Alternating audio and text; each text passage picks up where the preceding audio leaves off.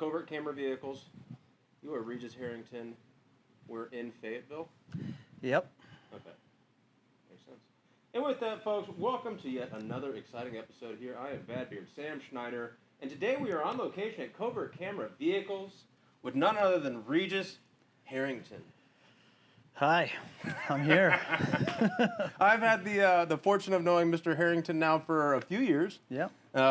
Here as I came over to Atlanta pursuing my world of stunts, and you are dick deep in this world. Well, thanks for recognizing that. Yeah, and it's been as with I found there's so many different ways to end up into this world, and you know with the film business you can wear any number of hats. And so as we sit in Covert Camera Vehicles, this is a different way to get into it, right? Definitely. It was, got into the business just because of my background with motorcycles and was solely Which was extensive. It's a long... Yep. I've ridden since I was 5, and it seems like a whole nother life ago, but it was nearly a complete life of that, and fortunate enough to get into the business. I got my SAG card in 2000. And then didn't really do it full time until 2010. But because of my unique abilities and stuff, and being much thinner back then, and the world being a little different in our world, I doubled women on motorcycles for my first 11 jobs, I think. And so I was kind of... Don't doubt yourself, dude. You could still... I don't know, man. I have been losing weight quite a bit, but there's others out there. Everybody beautiful. Exactly. Yeah. But I was lucky with that background to kind of get on some big shows right away. I doubled Cameron Diaz in Charlie's Angels 2, Transformers, doubled somebody else, Monet Majeur on Torque. So I was kind of put right into the actual, kind of leapfrogged a little bit in a sense. But then when those shows were over and because there's a traditional kind of trajectory that you get when you enter the stunt world. Absolutely. Yeah. Absolutely. I mean, my first day on set, I was there to be a background artist involved in a motorcycle race. A lot of you will know it. It's a motocross, the Disney movie. Still think it's one of the best motorcycle films out there. Yeah.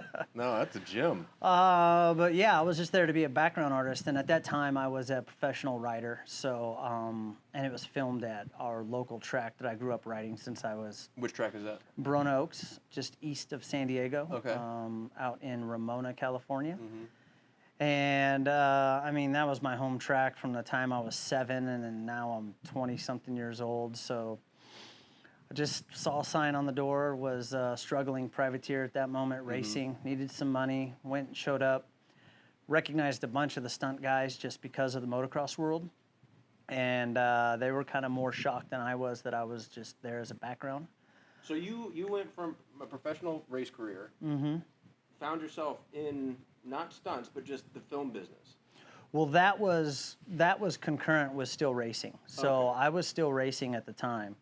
It just happened to be in between. It was like November, end of October, November when that show was up. And our season starts the first week of January. So I was just kind of not doing much at the time and got wind of going out there and filming this movie. And so I just went out there basically to make I think it was $80 a day for the bike and to be there. So... we just kind of showed up, and there was a bunch of us, and because of my size and stature, we got to ride at lunch. We need a U. Yeah, exactly. So we got to ride at lunch, and then I was probably, as tall as I'll ever get, 5'7" 3/4", just in case anybody's wondering. But I was thin, and basically they had another guy doubling the girl, the sister on the show. They saw me ride, and they approached me and asked if I wanted to be in the movie. Me not knowing who anybody was, told them I already was in the movie. If they hadn't seen me all morning, I was pushing my bike in the background. Yeah. No, but they laughed, and they're like, that's not what we're talking exactly. So they Taft Hartley'd me, and then I ended up being the lead double for 4 weeks or something like that. And for those of you not in the know, to work on a SAG project, a union project, and then to be in the role that you were, getting tafted is part of that process. Yeah, so I didn't have any vouchers or any like on days set experience. Right. I was just I got tafted, and it was a lot harder back then to get tafted. But because of my unique skill set and my stature, I was able to get in. And one of my good friends and still buddy to this day, David Barrett, who does a lot of directing now, he was the stunt coordinator on it. And yeah, so I went from the outhouse to the penthouse. Well, and then so you're proverbially off to the races. Yep. Now you see the light and you're like, whoa, this stunt stuff. This is a different way of doing things. Actually, no. No? I did it and loved the money. Did my first rec. Got my adjustment. Got the taste of it. But at that time, I was still chasing the racing dream. Mm-hmm. So it was all cool. It was all fine and dandy. But I actually, like, leaving the last day, David Barrett told me, make sure you get your SAG card. And I actually didn't. I left that day thinking, well, I'm not doing this again. I'm still a racer, So I had some cash and was getting ready for the next season. And like 3 weeks later, the phone rang, and it was a casting agent for a 1-800-COLLECT commercial with Jeremy McGrath. Okay. And it was Eva Save-A-Lot. And so I came recommended from David Barrett. Mm-hmm. And they asked me if I had my SAG card. I didn't. I'd already blown through all my money getting ready for racing. Yeah. And I actually borrowed the money from my mom to run down to the San Diego office of SAG, get my card. And then I was invited up. And then when I first got there, I was told that my services weren't needed anymore and they'd pay me for the day, but, it wasn't going to work out. And again, me being as new to the industry as I was, this poor PA or whoever it was that told me, I told them no, that I had actually been, told I was having a 3-day job, and if I needed to be there emptying trash cans, I'll do it, but I'm there. So they had a little powwow, and it's just funny looking back, because now I would never say anything like that. I'd be respectful. I mean, I was respectful. I wasn't rude or anything, but You just didn't know. I had no idea. Yeah. So David Barrett comes over. I actually told her that I borrowed the money to get my SAG card to do this job. So David comes running over, and he's hot, and he tells me, "You borrowed your money? What, all that money?" And I'm like, man, and he's a racer, and he comes from motocross, so he had some laughs and stuff, and it came down to doing basically a wheelie contest between me and Alyssa Milano's regular stunt double. Okay. And it was my world and stuff. So I was lucky enough to get that commercial, having no idea what it meant. I just needed the $3,000 that I had made those 3 days to pay my mom back and have a little pocket change. So It's a little more than that now. yeah, even after that though, I wasn't sold on. So you're like 27, 28. No, I'm real young then. I'm 23. No, yeah, 23 Okay, you at still that have time. eyes. What's the traditional race career? Like, what is the age range for that? So I was still elbows deep in racing, professional supercross and motocross. In 2000, I had a factory KTM ride with KTM, and just one of those old stories. Got to the top and thought I was there, but I wasn't. Ended up hurting my shoulder, having 2 shoulder surgeries that year, and only raced the last 6 races of the season. So it was like a complete total loss. Yeah. So I lost that ride, and I lost that ride right before the motocross thing happened. So going into 01, I was a privateer getting help with bikes and parts with Yamaha, and kind of doing it all on my own again. So it was a downer, but it was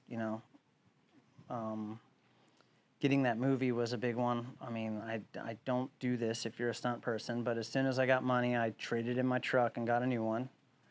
I had pocket cash for... Because it'll never run out. Yeah, exactly. Yeah. And I desperately needed a truck. I mean, it was a good spend, but it was still something I wouldn't... A little premature. Yeah. So the commercial thing, I knew nothing about the industry or anything. I got my money that So day. you didn't have anybody outside your circle giving you any insight into how the film business worked? You were just like periphery going, yeah, that seems cool, and then kind of bumping your way into it? Exactly. Like I knew there were some other writers there. I mean, and great guys that are still in the business now. It's kind of funny how it all comes full circle. But like Dave Castillo was there, Clay Cullen, Oakley Lehman. Like I said, David Barrett was the stunt coordinator.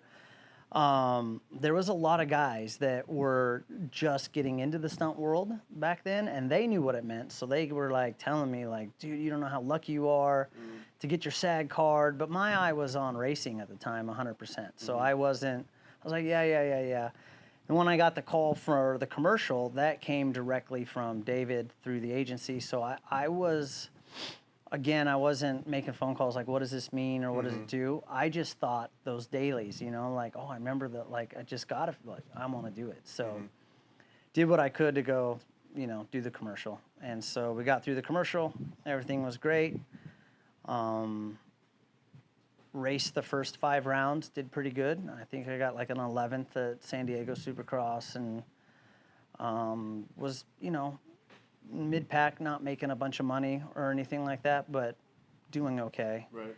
And I'll never forget, I got back to my apartment and there was just a stack of envelopes, and my roommate had told me that I had a bunch of bills on the counter. And Sweet. so I didn't even look at them for like 3 days, and then I finally opened them up, and lo and behold, I learned about residuals. So The gift that keeps on giving. yeah, so the commercial was pretty, it was a national commercial, started playing, and funny story is I literally thought that, being 23 years old, I thought that their payroll department was just, like, their ATM was just throwing money out. So I was broke, and there was quite a bit of cash there, so I took one of the medium-sized one and cashed it. And I waited another 3 days to call them, and then I fessed up to cash in a check and told them they were messing up, and that's when the nice lady informed me that I needed to call SAG and tell them and ask what a residual was. So basically that commercial kind of funded that whole year of racing. I mean, it was mind-blowing. And not only that, but I raced, and then the second to last round at Salt Lake City, I crashed coming out of the first turn and was scrambling to get my bike up. Someone hit me in the back, and it dislocated my ankle and broke my tib fib real bad in my right leg. So I had a very crooked foot and was just kind of over the racing thing. Like that's when I. Well, were you insured for this experience, or? Well, that's what I was getting to, because my whole upbringing has been. I mean, I look back with just so many fond memories of just trying to. I believe in karma big time, so I try to be a good person, and I know it's always going to pay you. But as soon as my leg broke there, I had reached kind of a pinnacle for me with getting that KTM ride in 2000, and then I'd done the commercial and had money and kind of got through Supercross. But I was tired of getting hurt. I had had like 5 surgeries in the last 3 years, and then with my leg doing like a 90-degree and being broken so bad. It was horrible and scary. Yeah.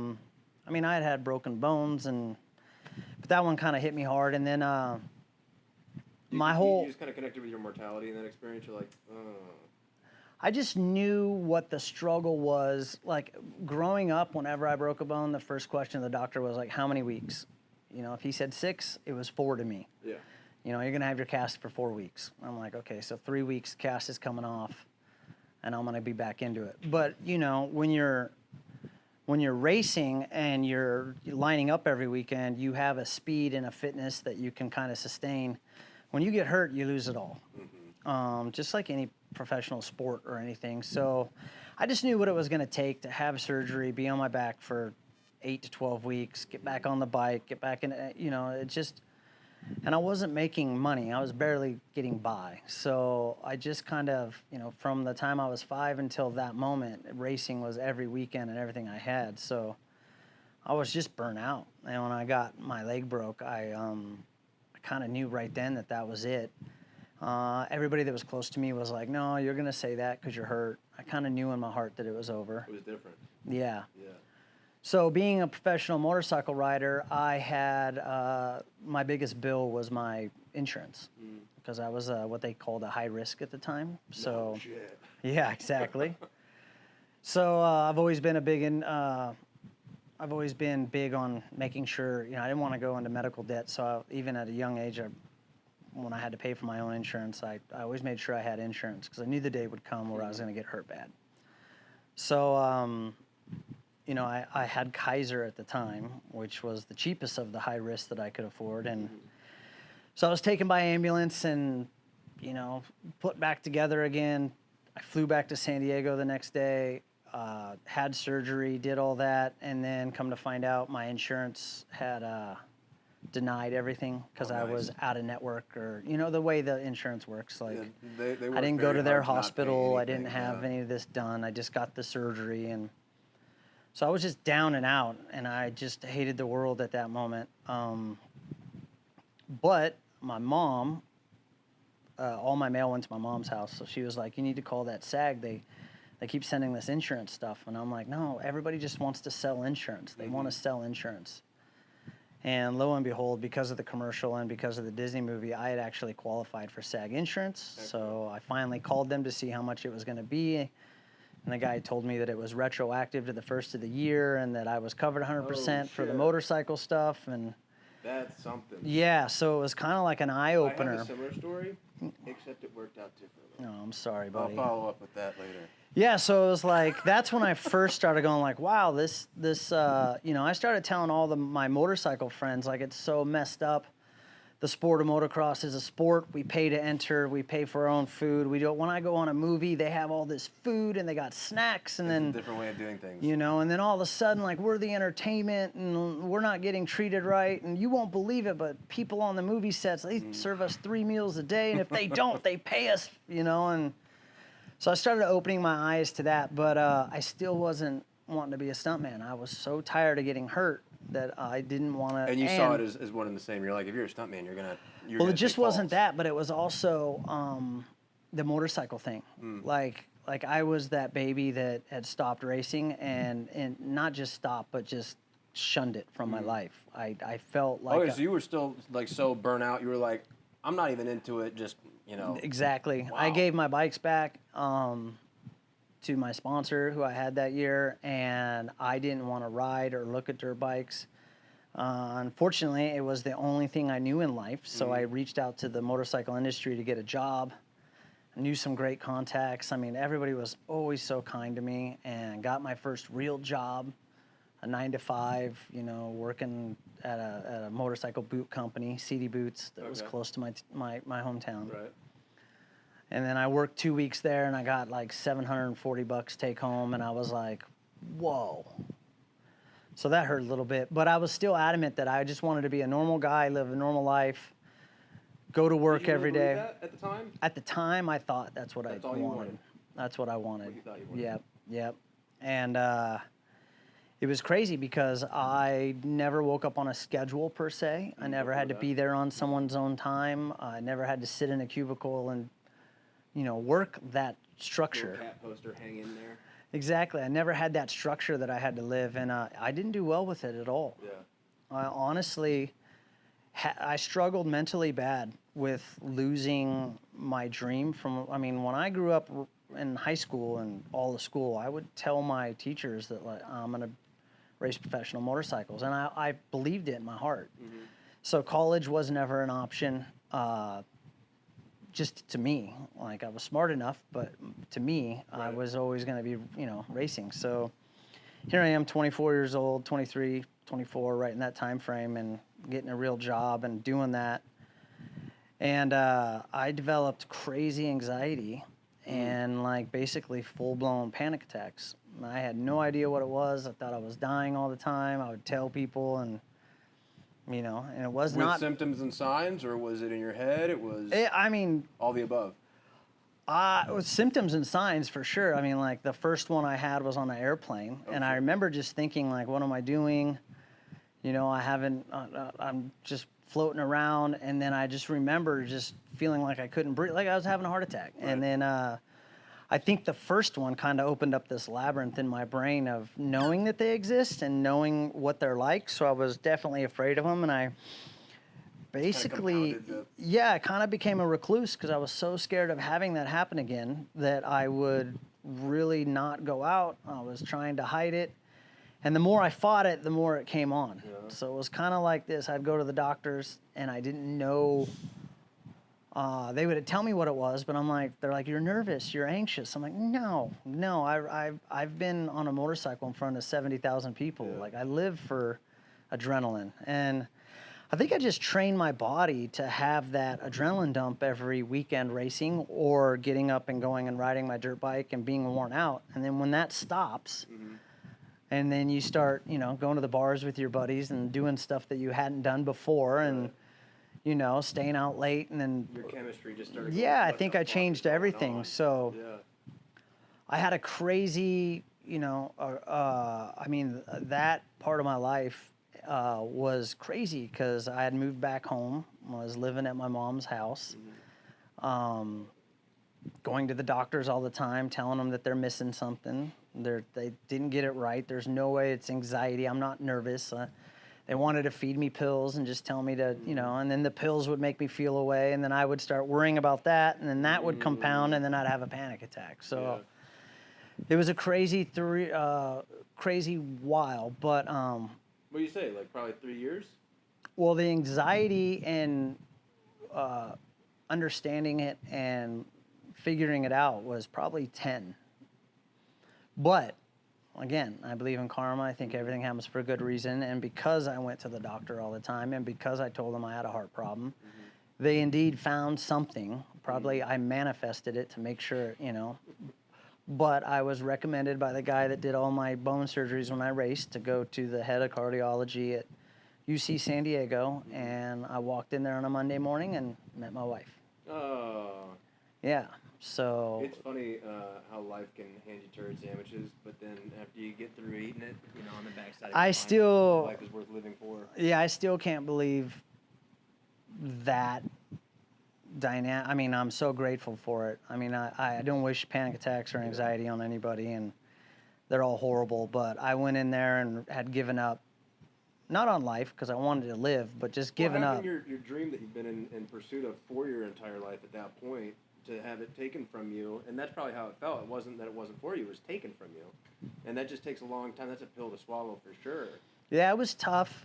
And I also thought, I also put a lot of the blame on myself because, I worked really hard and I had good people that were behind me and pushing me, and I know I could have gone to the gym longer. I know I could have rode longer. I know I could have got up and put my running shoes on earlier. But you're a young kid at that time, but I knew that I left so much on the table deep in my brain, but I was trying to fight that. No, you didn't. You did everything you could, but you take 10 steps and be like, no, I didn't. But that was an internal argument I had with myself. Well, the funny thing about that is when you step back and realize if you could have, you would have, but you didn't, and it was because you couldn't. You were already, like you said, putting it all out there. Yeah. So.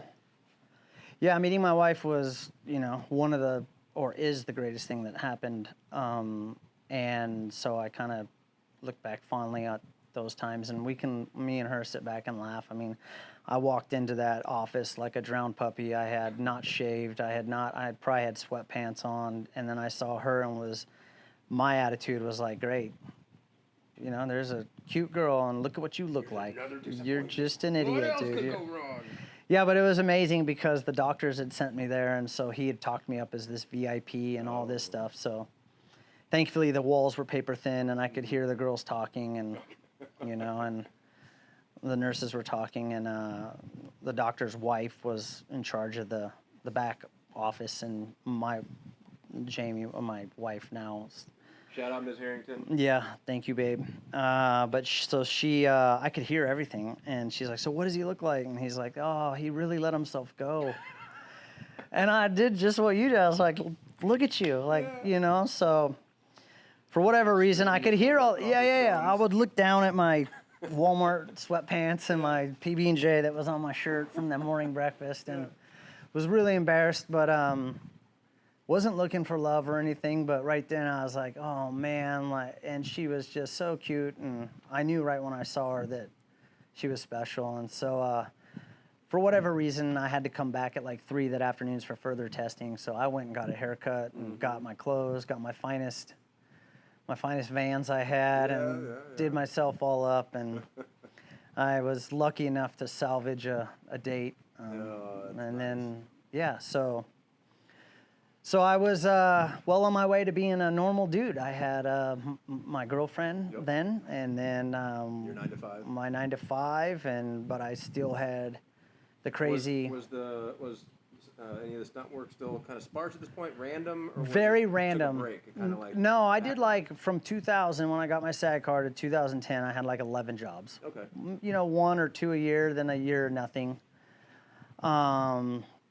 But I had the love of my life. I had my life in front of me, and I wanted to do everything I could. But then I realized that life was expensive, life was tough. So I bounced around, and I would do anything and everything I could to make a living. So I ended up being the head judge at X Games for all the freestyle motocross events. Well, that's a jump right there. So, like, we went from an office job, we had a background in racing, but all of a sudden we're heading up over at X Games as an announcer. What was the? So I still ran with a group of friends from motocross, and at the time, my group consisted of like Tommy Clowers, the Tomcat, and Corey Bender and Dustin, who works for me at Covert now, and we had like a real close friendship and bond. And Thursday through Sunday, I'd hang out with those guys every night and watch what they were doing. And Tommy was a multi-time gold medal freestyle rider and step-up champion in X Games. And being over at his house one time, I just opened right place at the right time with anything. I had opened my mouth and told the people that put on the events, who were there for a barbecue, that their judging was like, who was judging this stuff? Because it's lame.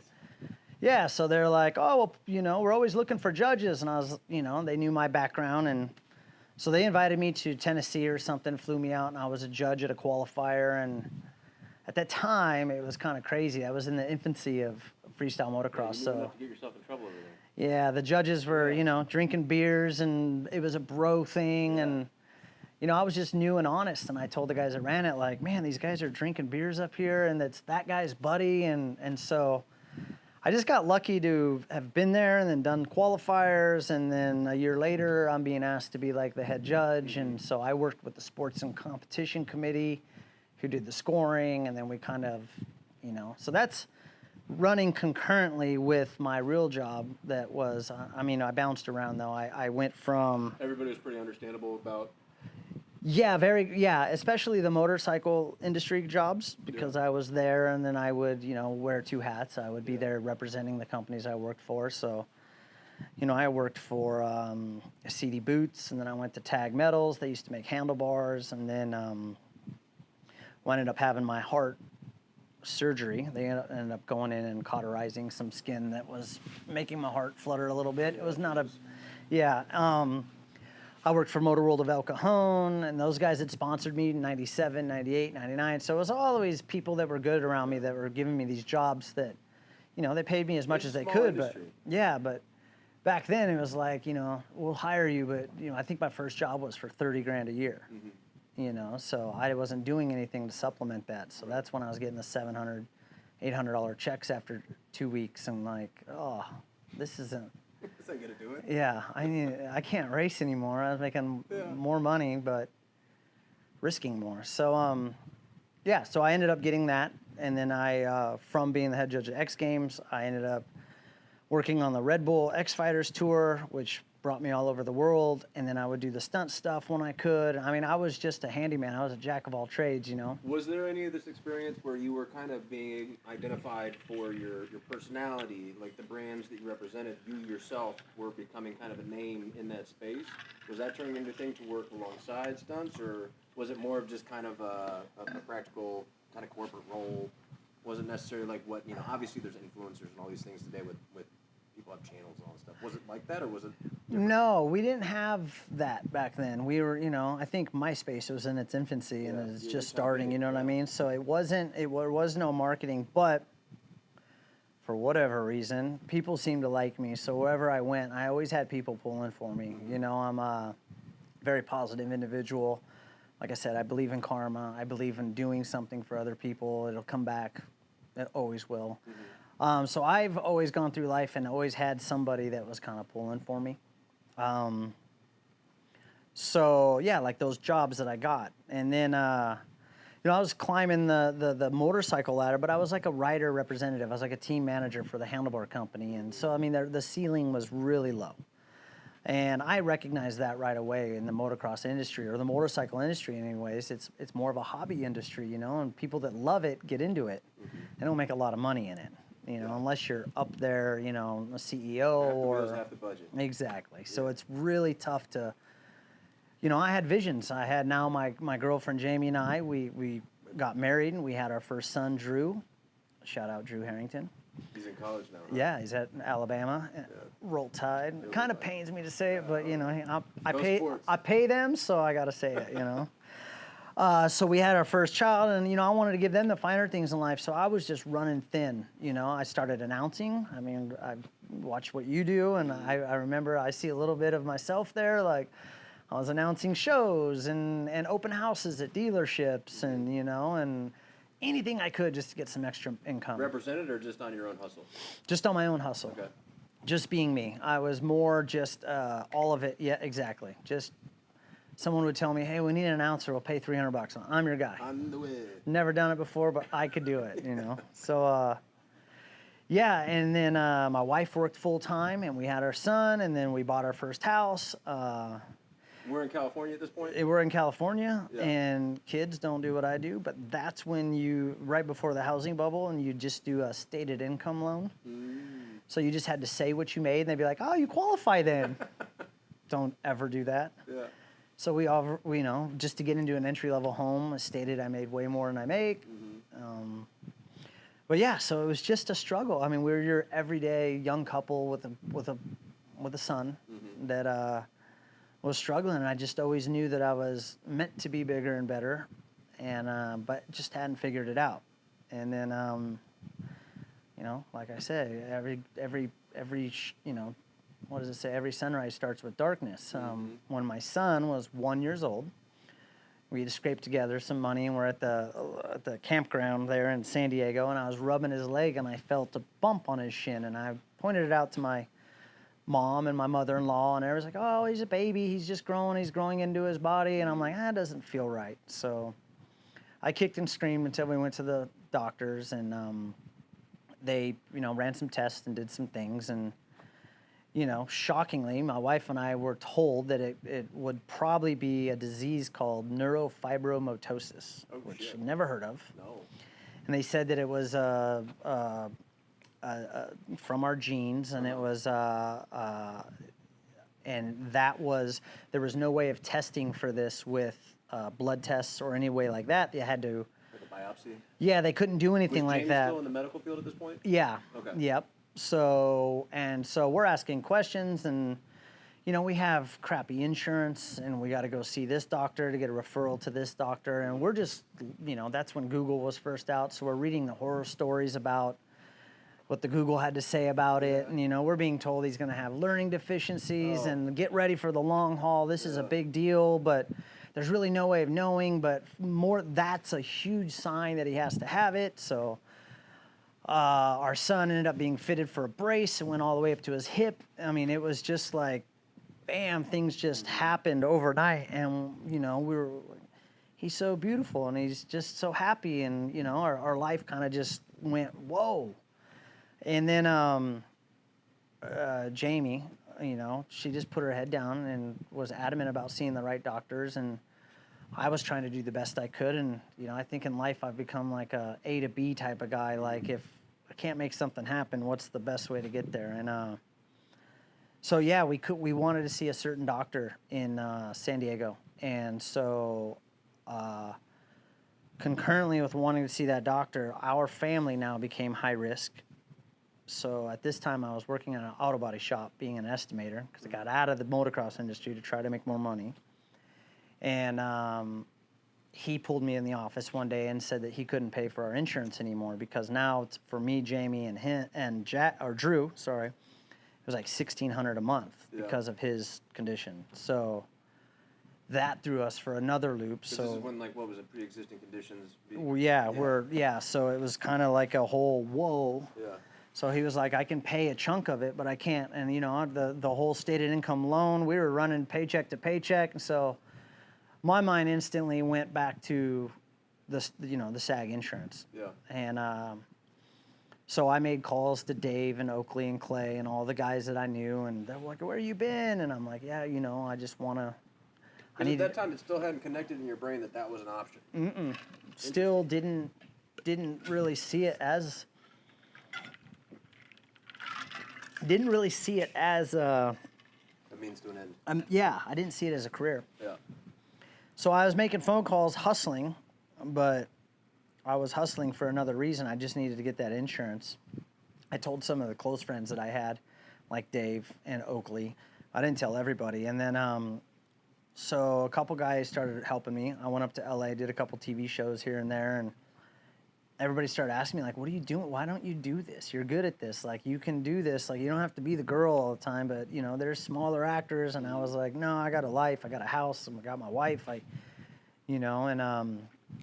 then in, I don't even know what year it was, but there's a movie called Priest.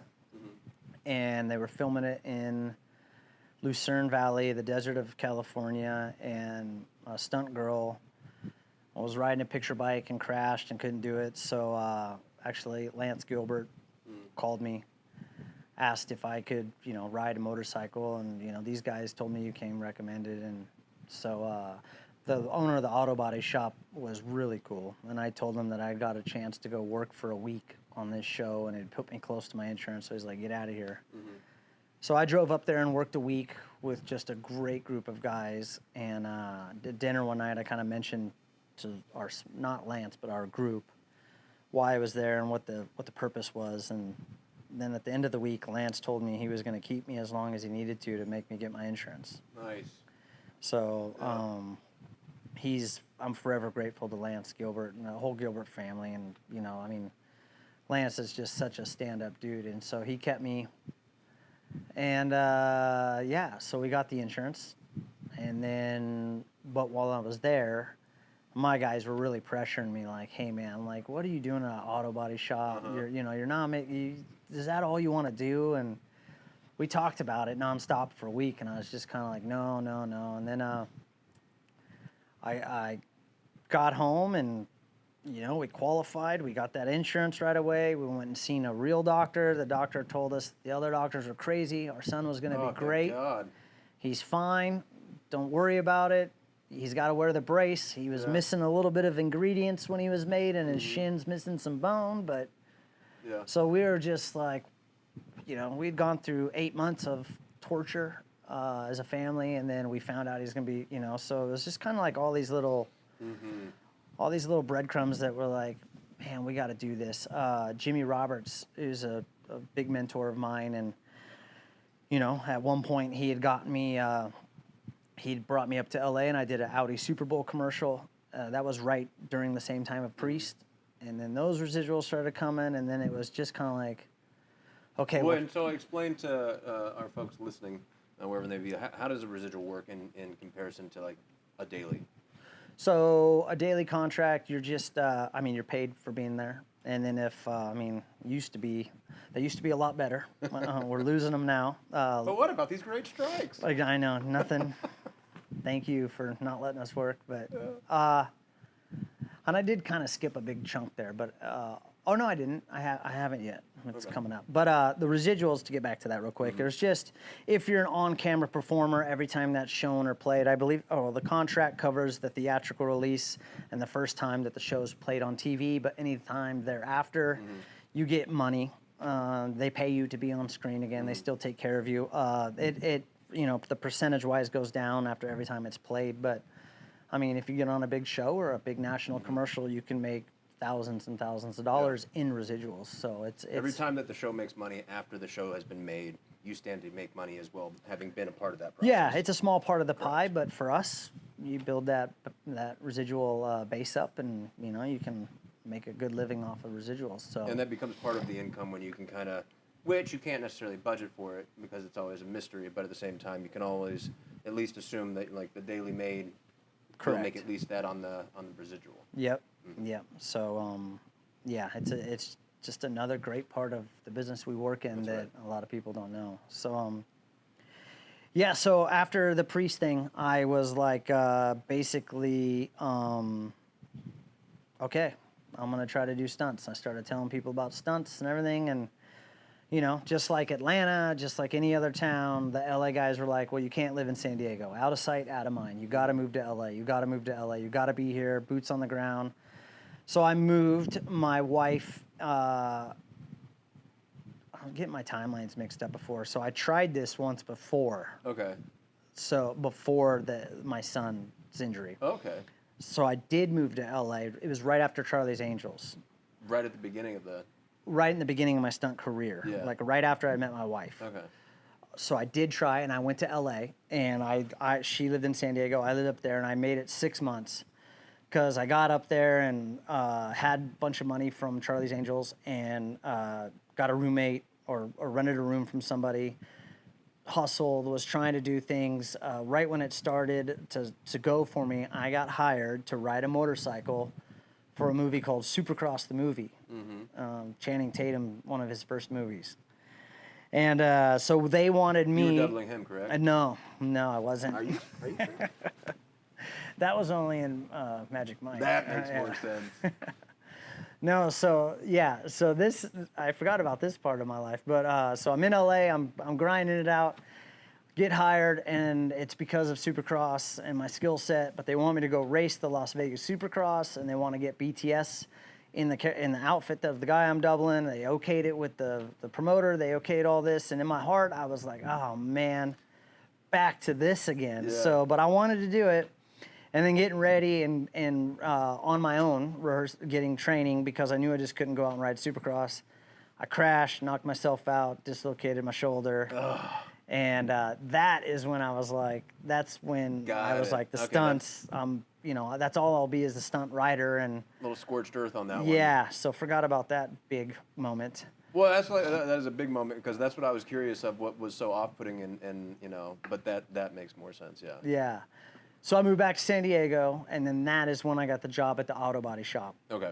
And then I worked there for 5 years. So like 3 years into that is when, or 4 years into that, 4.5 is when my son and all that had happened. So I'd still, you know, made my once attempt at stunts. You're like, never again. Yeah, and everybody was like, dude, you can't. I'm like, no, I'm done. I mean, back then is, you know, the shoulder surgery consisted of the thing that came off here. So I had 3 months of walking around, you know. Yeah, exactly. So I just didn't want, I just was afraid of the risk, you know, of racing Supercross again. I'd already left that world behind, and I was like, man, that's who I'm going to be in this world too, because that's what everybody knew, you know, me as. So it was like, you know, and I wasn't a fight guy or didn't even know what rigging or anything existed in the world other than motorcycle stunts. So, yeah, so that kind of brought me to the point of not wanting to do stunts full time. And then, so then I moved back. That's when I got the job at the auto body shop. Normal dude for 5 years, still going through my anxiety and all that stuff. And then it was 2010 that we did Priest, and I got my insurance back. Right. And then I learned about, you know, those guys kind of talked me into it. And I knew it was something I wanted to do, but it wasn't for the money. I just kept thinking of the pain and the you know, the what ifs if I'm a motorcycle guy. I mean, I still to this day think motorcycle stunts are some of the, you know, most dangerous out there. They don't get real credit for them because even if you do a lay down and it doesn't look that bad, you're still laying an 800-pound motorcycle. Crashing. You know what I mean? Yeah. It's not like we can just get up sometimes and go again. Yeah. So it's, I just knew that was my, you know, that was my specialty, and my specialty consisted of hitting asphalt or hitting the dirt. A little apprehensive about that. Yeah. Yeah. So 2010 came, and then the insurance came, and I was riding the wave of having that money, and just again, me not knowing really what to do, made phone calls, and I got the stunt contact, and I was on Joni's, and I was doing all this stuff, but I lived in San Diego, and I was adamant I wasn't moving to LA, and then just a couple of my friends were like, hey, you should just go to Louisiana, because Louisiana was one of the first tax incentive states, I remember. much like Atlanta is now. I think Detroit had one at the time, but back then the whole industry, the guys that I knew in LA were like, don't do it. Some of them were like, don't do it. LA is Hollywood. We make movies here. That won't last. And I was conflicted. What do I do? What do I not do? So I flew myself out to Louisiana because there was all Check the these waters. jobs on the Stunt Contact. And what had happened was I got out there thinking the exact opposite of what you could do. I thought, man, for $300 at the time for a flight to Louisiana, I'll tell all these people that I could work here and I'll just fly myself here. And then I quickly that day learned that you couldn't do that. So I talked the wife into letting me spend whatever money we could to go out there and hustle, and I was going to find jobs. But then that became to me my week out there of looking at that place as if we could move there, because that was the only way it was going to work. LA had dried up, and the guys that were getting the work there were the legends and the people that deserved the work there, and there wasn't a lot of room for the new guy. So I went back home and brought all my stuff and pitched the idea to the wife, who was like, no way. You know, we knew nothing about Louisiana. San Diego to Louisiana. Oh my gosh. gosh. A little different. So I just begged and pleaded and told her, just give me 1 year, you know, give me 1 year to make this work. It's not going to be like LA. Again, the LA was kind of like racing. I knew I could have done more, but now I'm 30 years old and becoming more of an adult, more mature. And so I basically loaded up a truck's worth of stuff and moved out to Louisiana on my own, and my family was shortly there after me, and we owned a home in San Diego, and we moved into a little apartment in Louisiana, and I just went A to B. I just realized that there was something that I was missing before, and so I just went all in, you know, and had to succeed because we had nothing else. I mean, you know, we gave up the California dream and got to Louisiana. You think that's what it takes to be in the business? You got to head first into it and full commit. You can't. I fully believe that. Yeah. Yeah. I think that. Oh, sorry about that. You're good. Sorry, don't do that. Invoice Covert Camera vehicles. You got it, buddy. I got you. Oh, now I got all this on my shirt. I've taken what I've done in the past, and I fully believe that, and I teach my kids that, and I preach it to anybody that's getting in the business. You have to commit yourself 100%, whether it's the gods or the karma that sees it. But when I went to LA to do it, or whenever I tried to do it the other way, I was half foot in, half foot out, and I had a real job. Even though the real job would let me go, I just think that if, you know, you have some people, I mean, of course you got to make a living and you have to get by in life. So some people don't have that option. But I think that, you know, some of the guys that I've helped out through Covert and stuff, they've succeeded when they've gone all in. And you just have to have that feast or famine attitude. And you have to figure out where, and you know what I mean? Like, you don't have a lot of time to get in and get going. You have to do it. So, yeah, so we moved to Louisiana, and I just kind of hit the ground running. I was very fortunate to have my LA contacts. I called all those guys that were. Did you have any contacts in Louisiana at that time, or just? I had gone there that week, so I had met like Stanton Barrett and Bill Sharp and Lex Gettings. Yeah. And so I told them The boys, and Lex was instrumental, and Bill and all those guys were. So I had that little crew, and they were like, "Yeah, there's a lot of work here," but they told me like, "You have to be all in. We're not going to call you." And so, I mean, I got there and, you know, struggled I equated everything into days. Like, I knew how much bills I had. I knew what I had to do, and I just needed, you know, 4 days a month. And we can make it happen, you know. And so, yeah, it was just, I got there in December of 2010, and then my family got there a few months after I did, finished up school. My son was in kindergarten, finished up school. Flew back to San Diego and flew out. But, you know, because the movies were working there, and most people still lived in LA, and I had the Clay and the Oakley and the Dave and all the guys from racing that knew me, I was able to have my hustle and go meet people. Met Darren Prescott. He was doing a movie called Contraband, and he got me in right away. And then, so I got a good run on that, doubling an actor. And then the same actor was going on to another show, and Darren knew the coordinator, so I went to Boston and doubled him. And Ted, it was Giovanni Ribisi. So I got real. Wait, so you said a run. What's a run?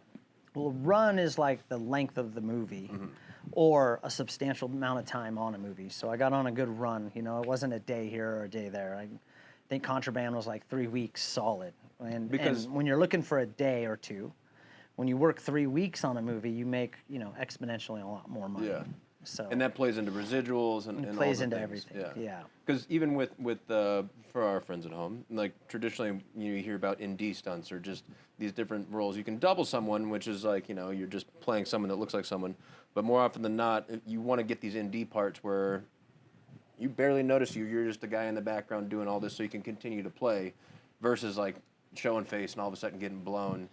Yeah, I mean, there's just so much in the stunt industry that is just learned by after being there. You know what I mean? But, well, yeah, you don't want to go on a TV series and, you know, and episode 1. Hey, Mom! Yeah. Then you're yeah, you know what I mean? Then you can't be a nondescript stunt guy anymore because you're established. So, but yeah, but like being on those movies, doubling that actor, or doubling an actor for any stunt person or stunt lady, you know, your face isn't seen. If your face is seen, you kind of ruin the shot anyways. So the idea is to either be a constant day player, building that residual pool, not being seen, or double somebody where they bring you along, you know, for a while. So you had a good run.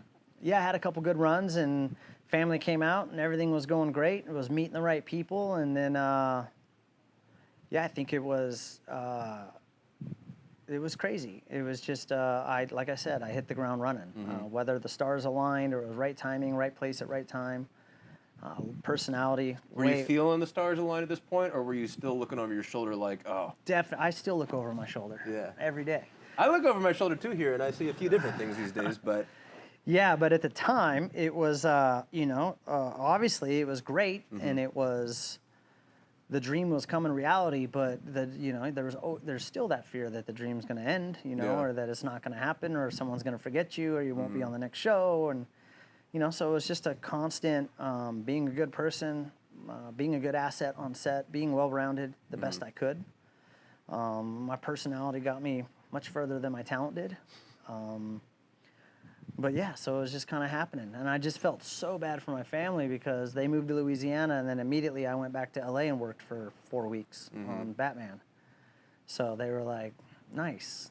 Enjoy yourself. Enjoy yourself. Exactly. So, you know, and then, but that money was coming in, and life was getting better, and everything kind of aligned. And then in January of 2012, Chris O'Hara, who's near and dear good friend, shout out Chris. So, Chris? Well, brought me over to the Philippines to do to double Jeremy Renner on to be his backup double, as they had already had their lead guy, but if that guy went down, they needed someone else. So one thing that I always find interesting that people don't necessarily know unless they know is that the idea of doubles and why they exist. It's that like when films, as they work as a business, if your lead actor is hurt from doing literally anything, then the entire business shuts down. And so with these stunt professionals coming in, they bake in the precaution that let's injure one of these dudes on the off chance that they go down, and then you may have a backup for that dude so that the show can go on. And it's interesting. And because it was such a big chase and it was in the Philippines, they had 2 doubles for everybody just in case somebody were to go down. Because it is dangerous. It's very dangerous. Yeah, it was. That one was, I look back at all of them fondly, but that was a great one. So we're in the Philippines for, I think, like 7 weeks.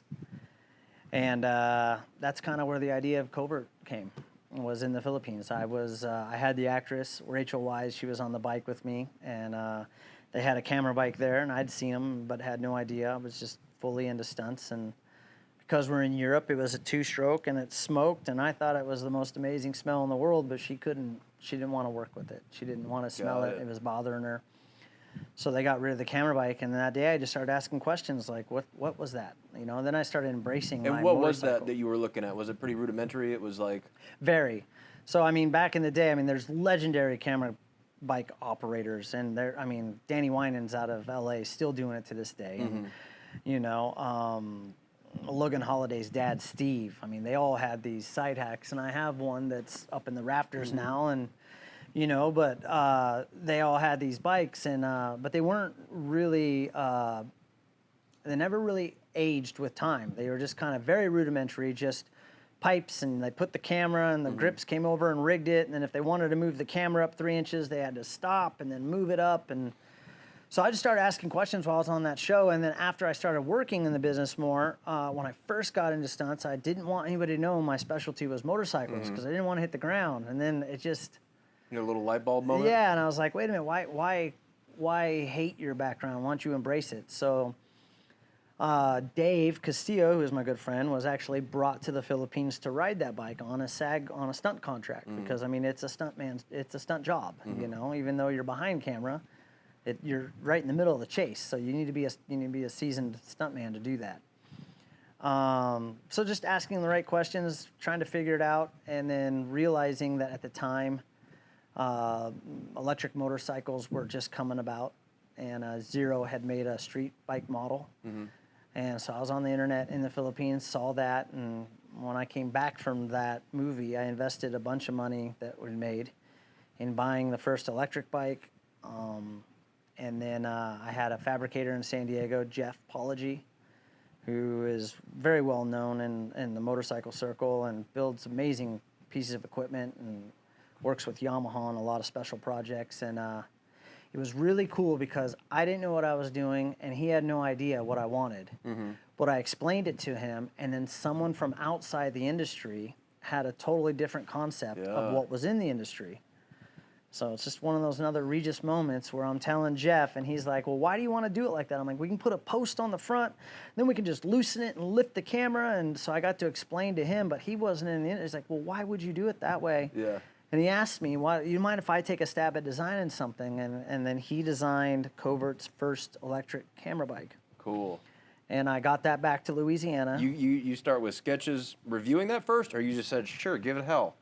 Why? I'll never forget. I went to his house, and we sat at a table like this with a couple beers, and I told him the story of what I wanted to make. And so he started sketching and taking notes as an engineer and a fabricator. And I told him I wanted to, you know, I need something that we can move the camera relatively fast, but you know, something. But I was explaining what was already made, and he was thinking about the possibilities of doing something new. Yeah. So he just asked if he could have a moment to design something, and then he'd get it back to me, and then he sent me over a CAD design of what we have here behind us. This is our second generation, but he built me a bike that was on electronic actuators, so if the director calls and asks to put the camera 2 inches up, I can just hit a button and it just raises the camera or lowers the camera. And I had no idea what I had at that time. I had no idea what we had built. I just wanted to create more stuntman days for myself. I wanted to put myself where I would have the most opportunity to work on movies. And I saw it as a way of, you know, with the camera bikes, you're not supposed to crash. You know, the idea is to keep the camera not crashing. So I'm like, man, if I can go ride this camera bike and not crash, I'm all about it. Yeah.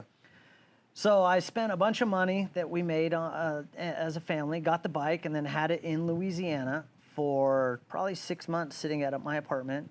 And What was the bike, the base model? it was a Zero FS9, I think, a 2012 model. And I mean, you know, to all these motorcycle companies that grow, but that year it literally had like mountain bike brakes on it and these little Chinese shocks and suspension, and so it was a sketchy ride, but I could ride the wheels off of it, and then we'd move the camera. But I was going to all the stunt guys and telling them that I had this camera bike. I would tell stunt coordinators, and they'd go, "Okay, I'll tell everybody." Well, I had no idea how the movie business worked, so I told enough people in Louisiana to finally, I had a DP call me out of the blue, and he asked me if I could bring it down to the production office and if I could show them what I had. And I went down there, and I went ripping up and down the street, and he's like, how slow can you ride it? And I was like, well, 2 miles an hour. I just need to get going enough to have my balance. And I saw them all whispering and stuff, and then he came over and he said that, hey, they had a football movie they were shooting. And they couldn't have any gas vehicles on the field, and that the vehicles they had were too wide and dolly track, and he thought this would be a great idea, and if I wanted to come test playing, shooting some football shots. So I went out there and we worked with the team, the special, especially what are they, background abilitied football players and Right. some of the SAG people, and we just started coming up with football plays that, we would remove the tackle, and then we'd put the camera right where the tackle was, and then when the guy took the handoff for the running, I would just run, and people were falling and tackling, Okay. and we were able to get right in the action, and then they didn't have dolly track, and so I just saw the eyes, and the lights come on with the director They could do and the this. They DP, could and he's do- like, can you, and we dreamed this stuff up, and then I would hear these cheers from Video Village because we would capture these things in one great. shot Yeah. that you couldn't without seeing the camera, and so I was all excited about the bike. It did its spot. I got my day, but I still had no idea. And then when I was driving home, the producer called me and asked me how much it was a day, which I didn't know, so I had to call people, and I ended up getting on that movie for like 6 weeks straight. And there was no stunt people on it. It wasn't a stunt-heavy show. It was a football movie. But I went on as a stunt driver, brought my bike every day, and then we just did this whole thing. The And then rental as the bike and Right. Yeah. And then in that show, I realized that people needed to see it and not me tell them that I have. When they thought camera bike, they thought what the industry used to have. Yeah. So at this stage, the first bike, was it a bit of reinventing the wheel at this point, or was it a totally new inception? Like that hadn't existed in the industry. Well, because it yet? was electric and because of its torque, I needed to get it in front of first unit. I needed to show first unit that I had a high-speed dolly or something that could do shots that nothing really in the industry had done to that point. So, like, lo and behold, Chris O'Hara, shout out Chris again, who had just coordinated the Bourne movie and brought me over, was coming to Louisiana to do Jurassic World.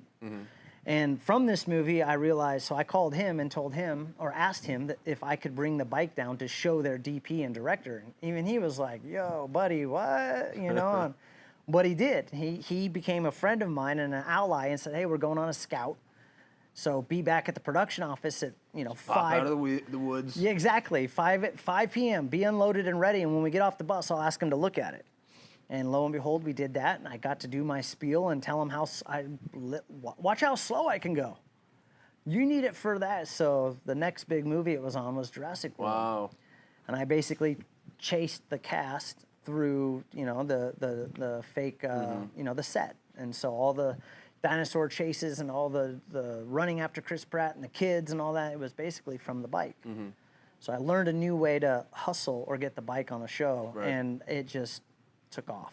It took off. One bike became 2, 2 became 3, and by the time we were done, I had 5 of the first generation bikes, and we were shipping them to where they needed to go, and then I was flying in, and then I had stunt guys helping me ride them, and it just... Well, so then now we're in your brick and mortar space. This is Covert Camera vehicles, and it's not just bikes. It is an array of different things.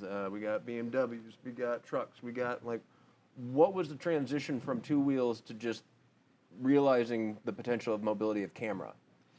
So, we started with something that kind of nobody had, and then I kind of went into, it's all relationships, right? So you start meeting these directors and stuff, and then they call me and ask me, well, do you have this, and do you have that? And it you're was always... yeah?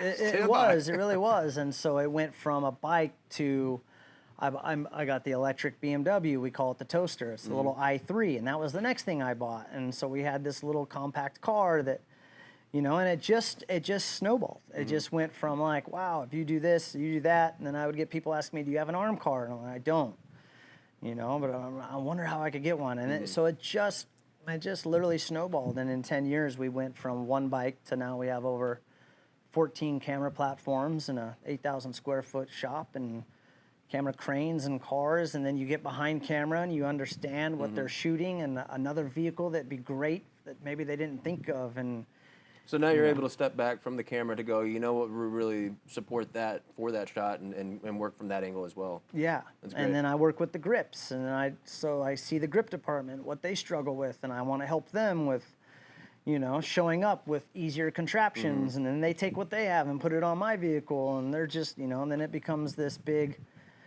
well, Regis has that, or Covert has that, and Well, so. where at in the industry are you credited with some type of a new standard that's come? Because surely you're not the only one with an electric bike at this point. I still think that there is a gentleman in the UK, Kieran Clark, who came out with one that's mind-blowing. So you're saying worldwide, there's only another dude? There's only a couple of us that Wow. have put the time, Really effort, and cornering that money. market. But it's also really hard. It's not something that if you're a weekend guy that rides a motorcycle, and also, you know, I hate to say it, but the stunt community as a whole will always tell me how they want to come and work and operate and do this. But I got fed into the camera side of things very slowly and very, like I was on a football movie and I was able to understand and see what the camera was seeing. And you're not just a motorcycle rider, you're a camera operator. Right. You know what I mean? You got to actually be able to listen. Now you're working directly with the director and the stunt coordinator. I mean, the stunt coordinator is, you know, I'm technically a stunt man, but they're doing stunts. So now I'm kind of working in parallel with them to make sure that it's safe and it's right. And they obviously got more direct contact with the director, but now you're in that small huddle of people trying to figure out how to get this shot and how to achieve it. And then you're working with the camera operator as well, because he operates the camera remotely. So I was on this fast track of learning what's most important on a movie is what the lens sees. So, you know, and I still try to tell that to stunt players this day is like, hey, you can do anything out here and in there, but whatever the lens sees is the most important part of our job. So I was just very fortunate to get in and then really take the knowledge of, you know, the bike stuff is, you know, we hang 160 pounds off of it sometimes, you know, 150 pounds off of it. So the actual skill of riding a motorcycle is very high that's needed to be safe and to be chasing actors and to be, you know, it's a one of a kind of. Well, and with the weight that you're saying is operating off the front end, is that part of other than the power available, it brings a bunch of weight. Do we like that much weight back here? So the way we set it up is it goes back to Jeff and the design of it with the plates on the bike. It pulls from more of the center of the bike instead of just the front end. A lot of the old camera bikes would have a post off the front and just load the front end. Well, now it's pulling, you know, kind of both ends of the bike. All of the cameras need a power system, so we put all the batteries on the back. So we do our best to try to mitigate, you know, one end weighing more than the other. Are you operating with a scale, or are you eyeballing, or just kind of adding up? It's just, at this point, it's just kind of knowing what everything weighs and putting stuff. Yeah, it's no scale or nothing like that. It's more of a feel when you get on it. Tire pressure's in the tire. If the camera's getting a lot of feedback in the lens, I mean, there's a lot of tricks and stuff that we've learned, but over a lot of time. So, I mean, you can be the best motorcycle rider in the world, but if you get on this bike, it's a whole new beast and a whole new profession. Right. You know. Interesting. Yeah. Well, so you've come this far, a lifetime in the business as such. Where's Covert got to go from here? What's next for you, Regis? I'm all about the team. I see some clubs over there. No. I really stink at golfing. Never play either. I'm all about the team now. I'm all about, I mean, I absolutely love what I do. I love this business. I'm getting older, obviously. I'm trying my best to pay it forward to whoever and whatever I can. I'll beat my chest until I'm blue to tell people how I did it and, you know, try to help them. Some people take it, some people don't, but that's on them. But I love movie making, and being behind the camera, I've fell in love with filmmaking. So I've shot some stuff on my own, and you know, in the not too distant, I'd love to be a go-to place for shooting a complete car chase. You know, and I'd love to direct it. So stepping into second unit, you're going to move into. I mean, directing. If I'm pushing for that, but this will always be my home and what I can do. But I feel that I've been a sponge on some of the biggest movies worldwide. Morocco, just in Colombia, Canada, Spain. We've been on so many different movies with so many good second unit directors that are telling me how to get their shots. So I've had firsthand knowledge, and I watch the monitor and I know where I need to be, and I think that it's just really brought me to a level of I can shoot really good car stuff. And so I want to test myself with that. You know, if the opportunity brings itself to me, I'm putting it out there. I'm letting people know I want to do it. I think I could succeed at doing it. I feel real, you know. A to B, baby. Yeah, back to the A to B thing. But if it doesn't, it's okay too, because I just, you know. So now we have a great team here, though, at Covert. It consists of ex-professional motorcycle riders that are learning camera, and we have a great crew. Duncan Moore is my guy. I mean, he's our technical guy. He knows everything about all this stuff. He's a great cook. he's an English dude. We won't hold that against him. But, I mean, he's been a part of this dream and everything. Chris Dawson's our lead head tech, and then we have Boris from the Ukraine over here. Now, I mean, we have a team here that is absolutely lights out in shooting action. So, well, and then speaking from a practical standpoint, even as recent as this last weekend, we had the opportunity to help some friends of ours put together a bit of a commercial, I believe. Yeah. Featuring their ramps. Yep. And so in conjunction with how you guys do your camera work and chase vehicles and all the same, they are proficient in the ramps that flip cars.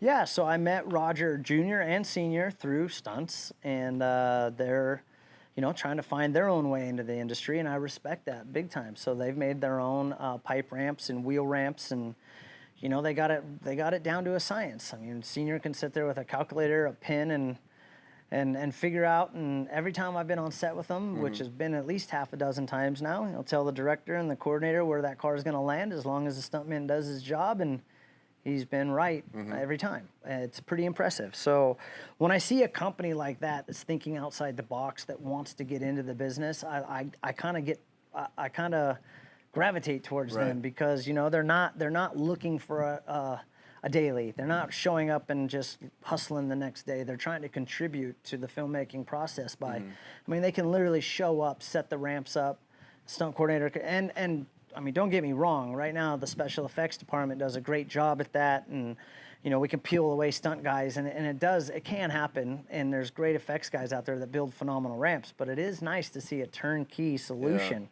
Well, and from what I understand too, their ability to on the day change the dynamics, because a lot of these are what I'm understanding from these effects dudes is that they're kind of purpose built for this one shot. Yeah. And if that shot changes, then they're going to need some more time, because it is, you know, that where with race ramps, they can adjust. Yeah, exactly. And I just think that it's a great market, a great safety aspect of it. They both work safety as well. They've done a dozen of these now. You know, they've been around forever with the safety part of it. So yeah, so people like, you know, that race calls me. They want me to come out and help put together a pipe ramp. I know that it's going to be safe. Like last weekend, I knew the people involved. I'm not going to go out and just film anybody, pipe ramp or anything like that. So sorry if I don't really know you.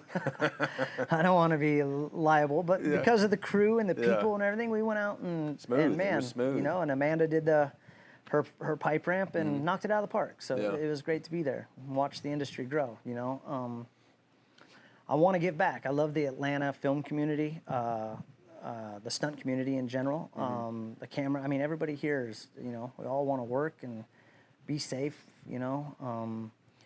I kind of got it full circle this year. I was, or 2 years ago, Chris O'Hara, who now I've known for 12 years. I mean, we talk about Jurassic World, and when he hired me, that was 12 years ago. But him and Jimmy Roberts and Dave Barrett, who gave me my SAG card, they invited me, and then I got voted into Stunts Unlimited. So I was one of the guys that left California to start his career, and I found a home with Unlimited, and I just see what those guys have done with the younger generation of stunt people. So I really want to give back and help when I can to watch people's aspirations and dreams come true. Well, so in helping some of these stunt performers, what do you see the trajectory for stunts in general? You know, you look at like a Gosling wanting an award in the Oscars for stunts. Equally, now you hear about AI and like limiting and you know, erasing the need for stunts. Like, what do you actually see for this industry? I just think there's different layers to the industry. You know what I mean? Like, for the people just getting in, I'm going to be quite honest. Like, Atlanta was spoiled. I mean, that's why I'm here. You know, I went to Louisiana, I came to Atlanta.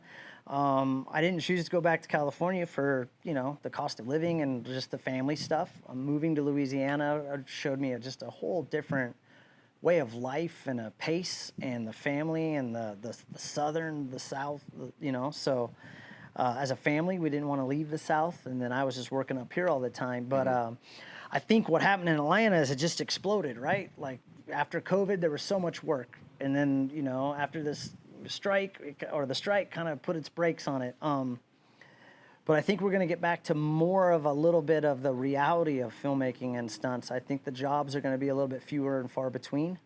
I think the cream's going to rise to the top a little bit. I think there'll still be opportunity, but you just got to be ready for it. I think that saving for a rainy day, even in my own case, is more top of mind than ever.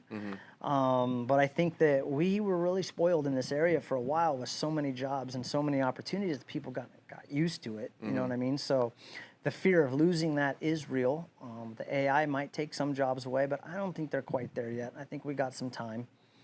But you know, I just think you just got to stick with it. You know, you got to have a number in your head what it's going to take to make it work for you.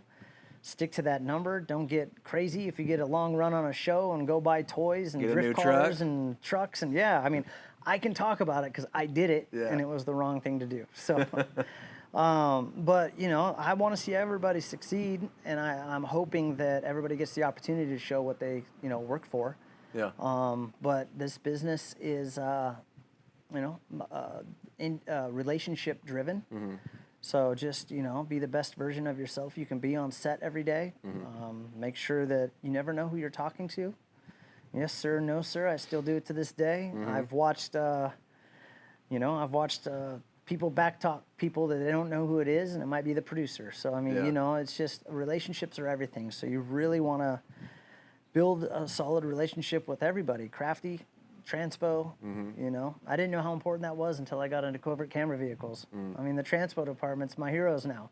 See how hard they work, you know? Like when you go to your honey wagon and how hard costumers work. So put your stuff back on the rack. Put it right how you found it. Put your shoes with the laces and I mean, little stuff like that goes a long way because you never know who's going to be in a meeting at a round table later when they're talking about someone coming into stunt, and if they go, oh, that person was a nightmare to work with, then the stunt coordinator goes, yeah, we won't use him. And it could be that quick, you know, or someone could say, oh, I worked with him or her, she was so great. And so everything is under the microscope, you know, and it's a tough business to stay busy, but you can make it happen, you know. Well, and so with the experience you've had thus far with stunts, you have a young son now, college age. Do you see a future in stunts for him, or what's his desire? He's not in the. He's way smarter than Dad, so he doesn't need to hit the ground. But he will hopefully one day be here running this empire. Or a part of it. I mean, he's not going to just be handed the keys. He's going to have to work his butt off. Going to have to learn how to drive first. I mean, he's a great driver, and he can ride dirt bikes. He can do all that stuff. But I mean, you know, I want to see him grow as a man and be a good person.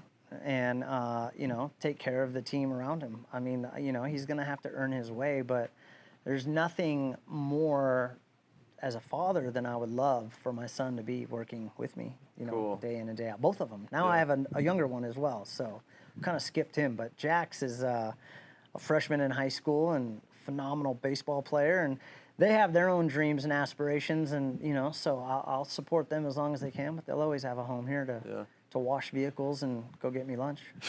Well, and you hear kind of a mixed bag on you know, kind of legacies coming through the industry, right? Like it's not always such a like I'm so excited for the opportunity that they get to step into this role and really learn and grab the bull by the horns and all as such. Sometimes it's like, no, I want them to, like, what makes that such a drastic difference? Well, I think it's teenagers.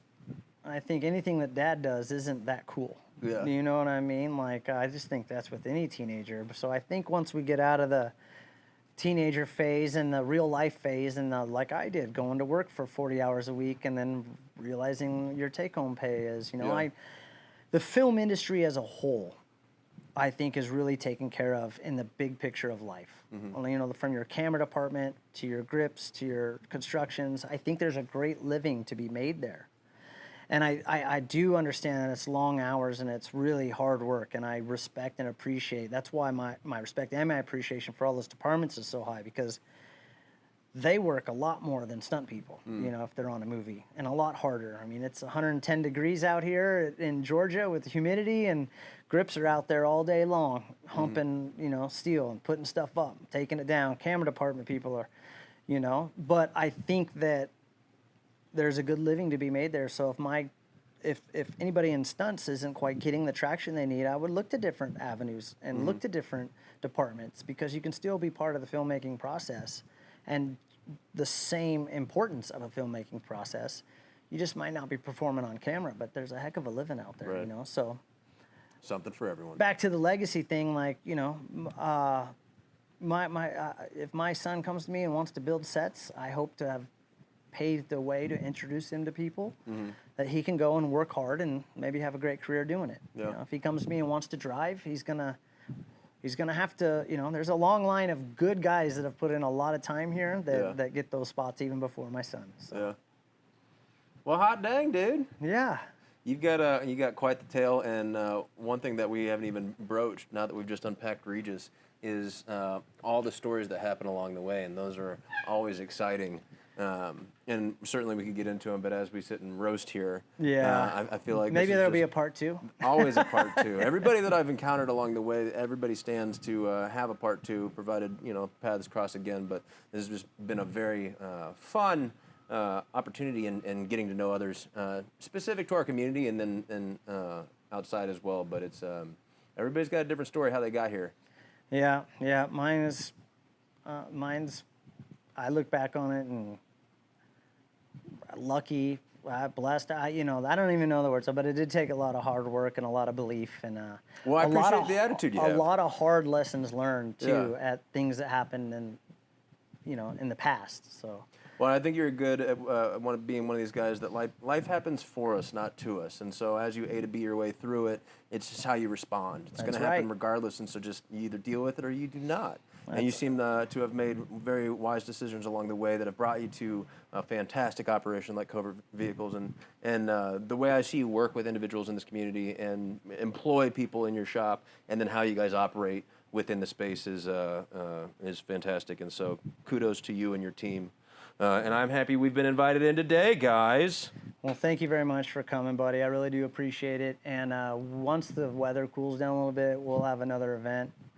You know, I got a soft spot for the events here. So once it cools off, we'll get the coffee truck out here again. We'll get together. We'll have everybody shake hands. Well, and for those not in the know, here in Covert, it is doing what it does. But for the community, there's opportunities to, you know, either raise money or collect toys for tots around a Christmas time, and bring the community together. Because it's not always that, you know, everybody can join together specifically. Unless you're working on a set or whatever, it's usually just like, oh, you want to get dinner? And so the events that you guys kind of come together on are invaluable. And so thank you. Cheers to you. And a big shout out to Tom Williams for the Toys for Tots. That's his baby. And then maybe we'll get Mike Massa again here. I talked him into getting himself. We lit him on fire for the SAG strike. That's right. We're always thinking outside the box. Yeah, I was here. out of town for that one, but I saw the pictures. Fantastic. Yeah. But I'm always happy to come play at all of them. And it's just so fun to reconnect with everybody. It's such a great community. But until then, thank you again. Oh, actually. So this is the time of the show where it is your time to talk about other than just. Anything that you want to bring attention to or whatever, a link or whatever, your camera is that one? Woo. Yeah, new website is dropping soon for Covert Camera Vehicles, www.covertcameravehicles.com. Sign up on our mailing list. That's something new we are going to try to do something different here coming out of the break because of how fortunate life's been and where we get to go and stuff. We are going to have a YouTube channel called The Covert World, and we're going to try to film kind of a travel / Covert Camera Vehicles YouTube just for fun. We getting Regis back on the mic? Oh, yeah. No. But, I mean, like I said earlier, we've been to Morocco. We've been to, Colombia, Spain. We've been all over the world, and we've been so fortunate, and I think that there's so much good that happens that I'm going to really do a better job with the team here to capture some of those moments and just have little stuff online and Oh, awesome. see the new vehicles we got going out, the new partnerships we have. So look out for that. Look at our Instagram, covert_camera_vehicles. Couldn't make it any more complicated if I tried. Sam Badbeard, he's always around. Follow him too, and thanks for coming, buddy. Really Absolutely. appreciate Thank you. you so much. Well, and as you even said, where did Covert come from? The name. Well, that honestly, one of the most influential and best people in my life is you guys watching some of the stunt. Austin Seifert, his father, Austin Jason. Seifert, I'm out. Yeah, so Austin is actually like a little brother to me. He Yeah. moved to Louisiana 2 weeks after he graduated high school because he wanted to do stunts, and I was the older stunt guy that said, well, you want to do it, you want it, you come get it, you can live with us. So I got him started and got him, but his dad was very influential in my professional racing days and throughout life, just being a dad. He's like the older brother type, and he's the one that came up with Covert. Okay. Throughout life, I leaned on him for things and told him I needed a catchy phrase, I needed something. So it was Covert Camera Bike in the beginning, because it was electric, it was Right. covert, you know? Yep. And then we changed it to Covert Camera Vehicles, and that's The where rest it is history. Yeah, Wow, better than I thought. so Well, cheers to you and all your Covert opportunities along the way. And until next time for part 2. Tune in, guys. Thanks for watching and listening wherever it is. I hope you've enjoyed thus far and all the bevy and variety of people I bring you. And so until next time, please like, subscribe, tell your friends it doesn't suck. And if it does, I don't want to hear it. See ya. peace. That's it, man. Thanks, buddy. That was thank great. you. Cheers. Great job. Thank you, sir.